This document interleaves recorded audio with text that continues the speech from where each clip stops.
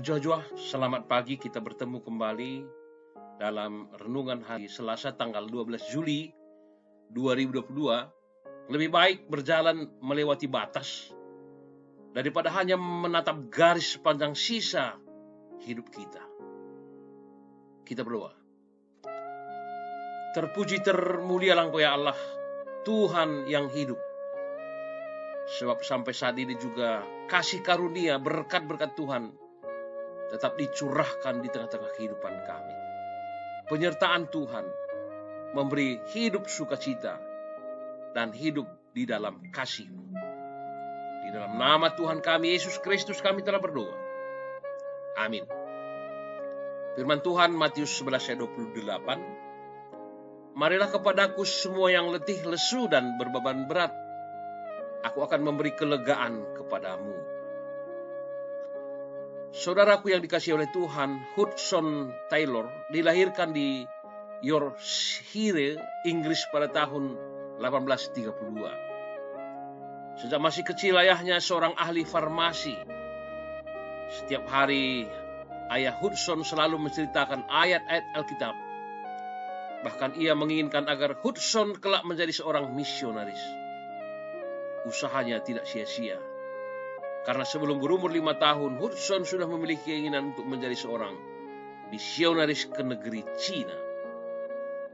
Setelah menjadi besar, bersama dengan istrinya, 4 anaknya, dan 15 orang pengikutnya, tahun 1866, Hudson Taylor melakukan perjalanan misi ke negeri Cina dengan berbekal terjemahan Perjanjian Lama dan Perjanjian Baru.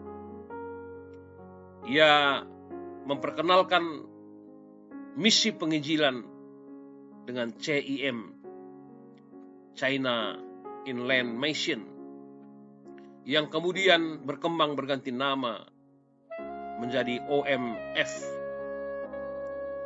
dan terus berkembang dan menjadi organisasi misi terbesar di dunia pada tahun 1914. Hudson Taylor sering mengalami kelelahan dan berbagai tantangan. Dia melihat ada 3 bentuk serangan yang sering memadamkan kuasa Roh Kudus dalam dirinya, yakni dengan berbagai tuntutan oleh kesibukan yang luar biasa karena pekerjaan,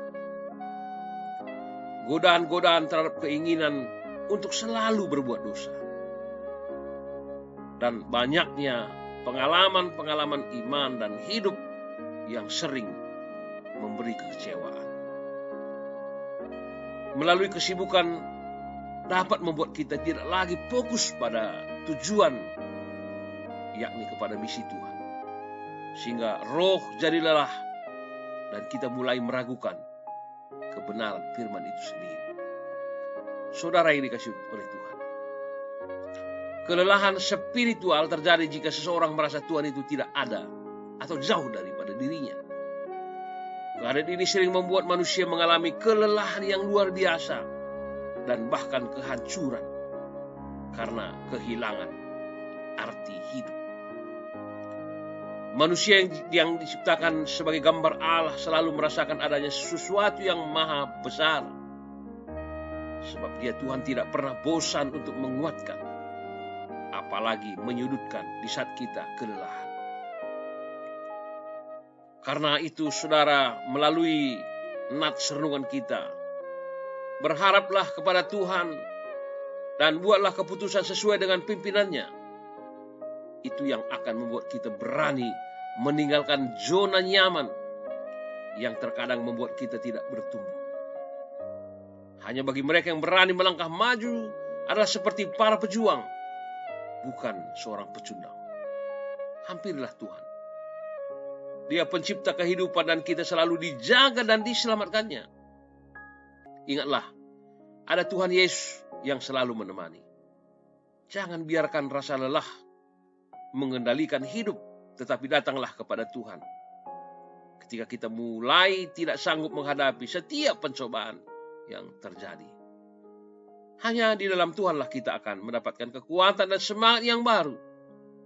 Tubuh kita boleh lelah, namun biarlah roh kita tetap menyala-nyala di dalam Tuhan. Mari luangkan waktu untuk bersekutu intim dengan Tuhan dan nantikan kasih karunia-Nya setiap hari. Maka di sanalah akan Tuhan ubah menjadi berkah. Amin. Nyanyian rohani kita, ketika aku berbeban berat. Menjuah-juah, salam sehat. Tuhan Yesus memberkati.